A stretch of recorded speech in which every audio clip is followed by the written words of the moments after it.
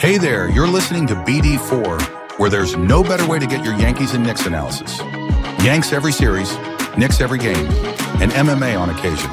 Here's your host, RJ Carbone.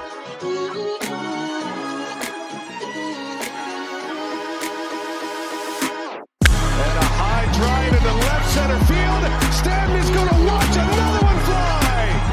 Are you kidding me? DiVincenzo a three. Bang! Bang! Knicks take a Take this chance to apologize to absolutely nobody. At the wall. See ya! See ya! See ya! Mr. Nova. Anthony for three. Bang! That one goes down and the game is tied. Rose, you shook up the world again. I did it again. But God did it, man. I really just had Gonna have to. Brunson running away. Oh my! He has been the best player to put on that uniform. Ball game over. Yankees win. The Yankees win.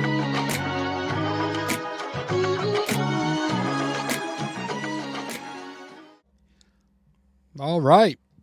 Welcome to the show. Welcome to episode 836 of the podcast, everybody.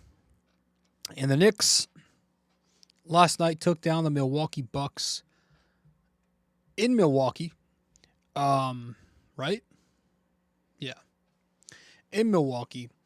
And they officially clinched. Well, actually, they had clinched the playoffs before this game with the Atlanta loss.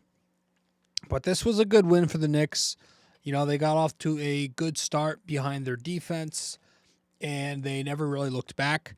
You know, Towns had some early foul trouble again, but, you know, propelled by good shot making and good defense, the Knicks figured it out. They erupted in the second quarter offensively. Also had a really good offensive fourth quarter. The defense was good overall. Actually, in their last 16 games, they're sixth in defense. That's since that weekend where the Knicks gave up a bazillion points to Cleveland and Boston. But they win this one, 116-107 in Milwaukee. Quicker episode. Again, these last few games here before we get to the postseason, especially the ones without Jalen Brunson, you know, don't have too much to add. In terms of the lineups from this game, you know, no real qualms. It was the usual first quarter, first half annoying lineups that you got, you know, but with all of the injuries right now to Brunson, to McBride, to Campaign now, I can't really blame the head coach too much. I'm sure people will because that's all they know how to do. But, like, you know, you got the minutes with Towns at the 4, and at the same time, Hart was out there with Precious. You got the same minutes where Precious was at the 4 with Towns on the floor. So, you know, or I should say, sorry, there were the minutes where Towns was at the 5 and Hart was on. That was at the end of the first quarter, I think. So it was the starting. But you had the Precious at the 4 lineups where Towns was at the 5. You know, those never work. And again, we've been saying all year, I don't love that. Because Towns is most effective when he's got the big on him. You know, not when he's got a wing or a small. And last night, a lot of the time, it was Kuzma. But when Towns has the big on him, he gets open looks from 3 because he's playing against drop coverage. And he's also going to see less weak side help with, you know, when he's out there with 4 spacers. You know, if he's out there with a non-spacer or 2 non-spacers, especially if they're not positioned properly, it's going to be tough for him to post. You know, even if he's got a small on him, there's going to be help sent.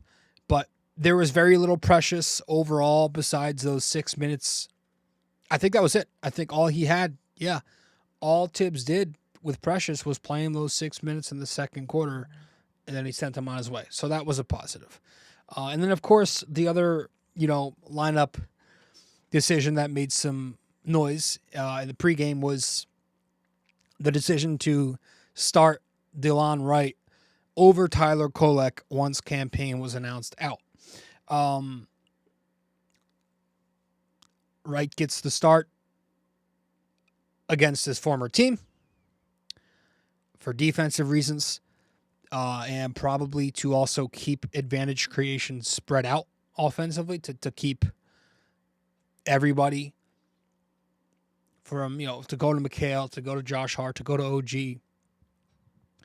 And it worked out. But, I would say the one thing, I guess the one qualm I had with the Delon Wright is as good as he was. We'll talk about him right now, but it did take a bit long for Tibbs to go back to Kolek in the second half. Wright played the entire third quarter. Kolek did not see the floor.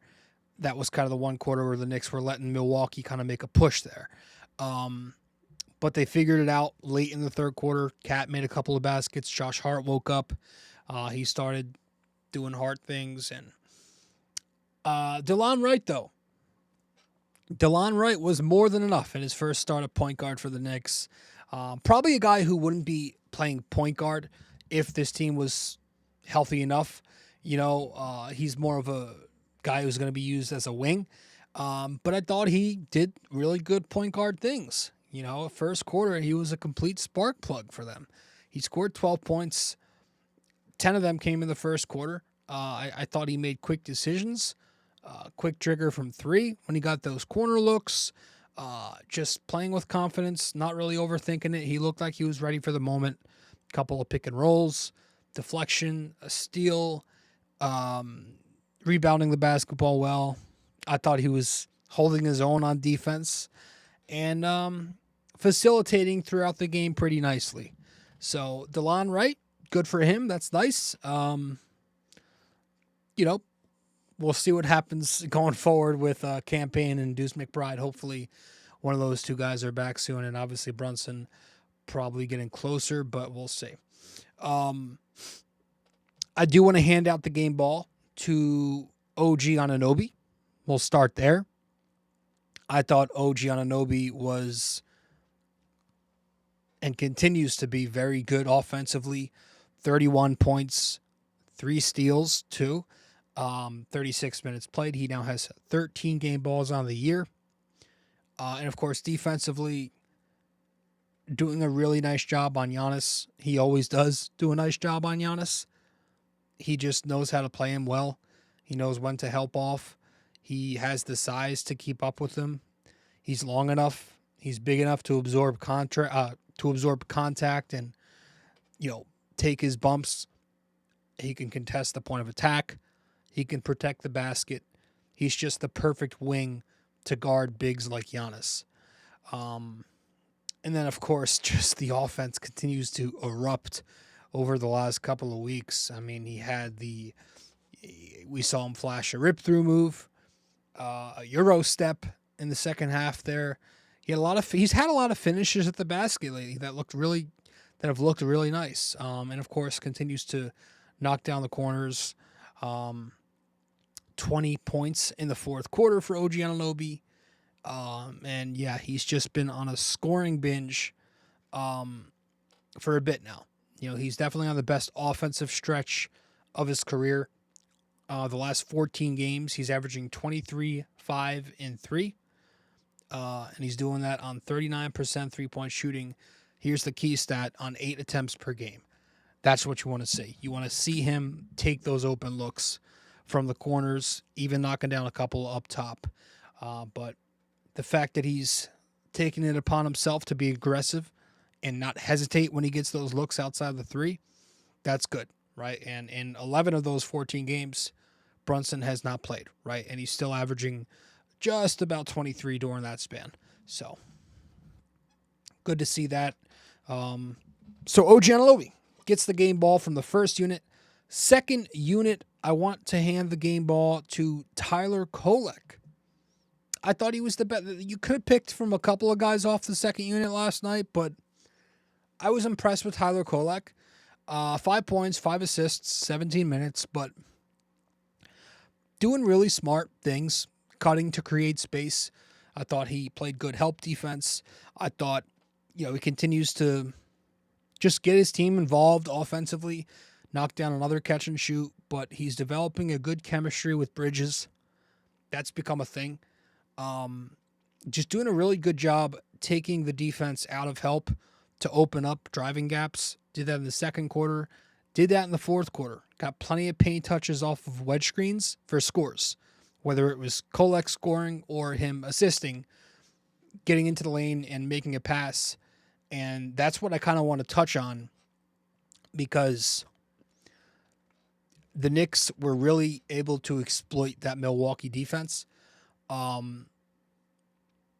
know this is supposed to be the Bucks' identity. Their defense is going to lead the way. And it's been a lot better this year versus what it was last year. I think it's a top 10 defense right now, but it's been even better in their last 21 games. They're 6th in defense. So they have a good defense, but I'm just not impressed by it. And it just makes them a really good matchup for the Knicks. Every time the Knicks play them, they just seem to handle them. They scored 116 back in November. They dropped 140 back in January. And they scored 116 points last night with Delon Wright as their starting point guard, right? A 5th string point from the 3rd unit. So it seems like this team would be a very, not to jinx it, but a very good first round matchup for the Knicks if it goes that way. Obviously the 3-6 is still up in air. It could be Milwaukee. It could also be Detroit. Outside shot that it's Indiana, but I don't think they fall that far. But yeah, I would probably prefer Milwaukee over Detroit. Detroit just gives me that 2017 Yankees vibe, where bad year followed by a good year that has a lot of magic, and they could pull off an upset or two. But on paper, if we're talking basketball hoops, I just feel like Milwaukee's a good matchup for the Knicks. And so that fourth quarter last night where the Knicks scored 35 points on 60% shooting, it was because they were using wedge screening to clear up the lanes. It opened up a lot of offense for them, wedge screening for Towns, right? It took the focus off the ball and it put the focus on the action, which opened up driving gaps. And that's because Towns has gravity. Towns' has gravity. When they're screening for him, the defense is going to pay extra attention to him to make sure he does not damage them. And the Knicks were using that to their advantage to score away from him, right? You had a possession, 10.5 minutes left in the fourth quarter. Kolek with the ball on the right wing. Shamet sets a wedge screen for Towns near the top of the key. Lopez is focused on that action. He's not paying attention to Kolek. OG gets a wide open dunk down below off of Tyler Kolek's pass. About a minute or two later, again, Kolek's got the ball on the right wing. OG sets a wedge screen for Towns on the same spot on the floor. This draws 2 defenders this time. It completely removes help from the side. Kolek gets an open driving kick to Shamet for a 3-pointer on the weak corner. 8.5 minutes left. Again, Kolek's got the ball in the same spot. Shamet wedge screen for Towns on the same spot. It removes Gary Trent Jr. from the lane completely, which opens it up for Kolek to drive and kick to a cutting Josh Hart once the defense collapses. The next time down, I think it was, Kolek's got the ball in the wing again. Shamet wedge screen to remove Gary Trent. Kolek gets an open lane. This time he takes the layup. Just spamming those wedge screens to open up Towns to make the Bucks think he was going to get that action. But the Knicks were able to use Kolek and facilitate, or just use that open lane to either score or have him kick out to the open man. So I thought they did a nice job of that. And they really did a nice job exploiting just pretty bad ball screen coverage from Milwaukee in the second quarter. really throughout the game, but a lot of it came in the second quarter. You just saw dumb defense from the Bucks. I don't know what Doc Rivers was thinking on some of these possessions. We're going to bounce around here, but late in the second quarter, they tried fighting over Hart-Mitch empty pick and roll. Over. I don't know why you're fighting over a Hart-Mitch pick and roll. Prince gets caught behind trying to fight on the ball screen, and that leaves Hart a wide open lane for a dunk, and not to mention Brook Lopez for some reason was in high coverage with no help on the backside, so Hart gets an easy finish. Didn't make sense to me. Rewind a little bit back to the top of the second quarter. The Bucks help off of Tyler Kolek, who's spacing on the wing, onto a pick and roll, and this is with Precious pretty close to the action. You know, it's a Bridges Towns pick and roll up top. Kolek is one pass away in the wing. Shamet's next to Kolek on the corner, and you got Precious on the opposite corner of Shamet. AJ Green is helping off Kolek to the pick and roll. You get an easy swing to put Milwaukee in rotation. Kolek gets a wide open three. Didn't make sense. If you help off of Precious on the strong corner, you don't get beat. But they help off of a shooter, and they, of course, get beat. The entire second quarter, they're just, a lot of the time, like if you go over a Hart-Mitch pick and roll, why are you going under Towns pick and rolls? And they were going under Towns pick and rolls a lot, which gave Bridges free reign to score in space. And that was all with Precious on the floor also. Like it just, Bridges was constantly attacking Lopez in drop coverage all night. You know, first quarter with 8.5 left, Mitch has Brook Lopez. So Bridges brings Mitch in for a pick and roll, attacks Lopez and drop for a fadeaway mid-range. Middle of the second quarter, Mitch sets a high ball screen with Lopez on him at the very top. Bridges attacks Lopez for a left-handed finish. Top of the third quarter, Lopez is sagging off of Josh Hart in paint help. Hart makes a pitch to Bridges on the left wing. Bridges gets downhill, attacks Lopez and drop for a floater. Middle of the third quarter, Lopez is in drop off of Josh Hart again. Hart sets a down screen for Bridges to come off. Bridges flows it into a mid-range pull-up. And those were just the makes. Like he had a lot of possessions where he would attack Lopez, make or miss. And just, it's smart. Lopez is slow. He can't move quickly anymore. Laterally, he's not great. So you're going to attack that space. So I just thought the Bucks didn't really adjust very well. And I thought some of their coverages from the very beginning were poor. But yeah, that's it, man. I'm not going to go too long in this one. It was a game I really don't put too much stock on. Again, I'm just waiting for Jalen to return. And, you know, it's a perfect time for the end of the season. The Knicks are about to clinch the 3 seed in, I would say, let's say 3 more games, hopefully. You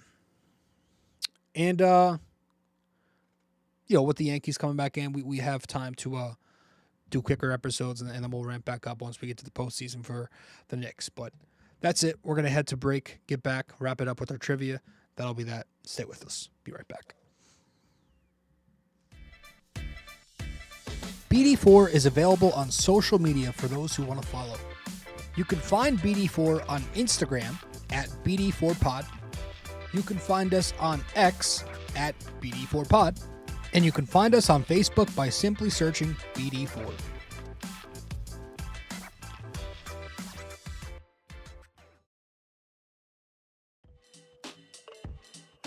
Hey guys, just a quick reminder, this podcast is also available in video format on YouTube. So be sure to go over to the YouTube channel, BD4, subscribe, like the videos, comment and tell me how much I suck or maybe how much you like the video. We'd very much appreciate it.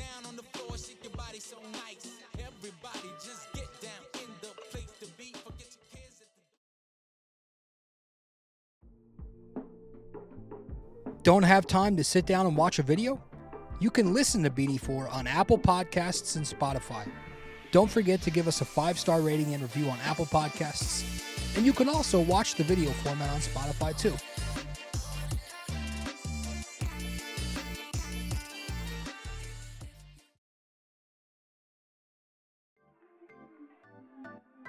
If you feel like supporting the podcast, you can Venmo at Robert-Carbone-JR-28. We really appreciate your support.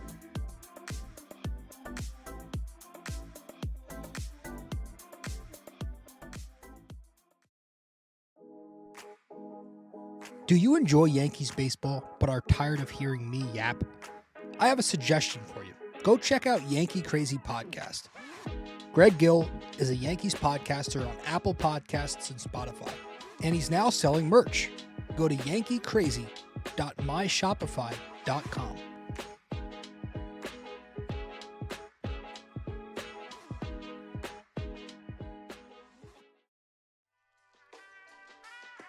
Stay connected with us. Visit BD4blog.com to explore our blog, tune into our latest podcasts, and follow us on social media. Thank you for being a part of this community.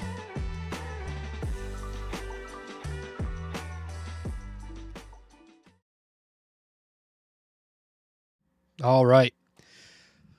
Up next for your Knicks, one more game in the month of March before you get half of half of April, and then get to the playoffs. Got the Portland Blazers tomorrow at 6 p.m. That is, I think it's in the Garden. Might be I think it's at the Garden. But that's who you got up next, the Portland Trailblazers. Really bad basketball team. Please win that game. That is just April. You know, you want to win. You want to get this 3 seed locked up. It's all but official.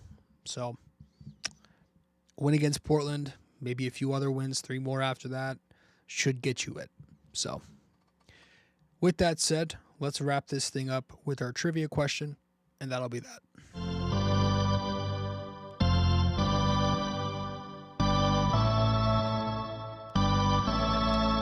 Okay, so for this episode, our trivia question of the day is, in Carmelo Anthony's Knicks debut against the Bucks, he recorded one of his 2 career triple-doubles. True or false?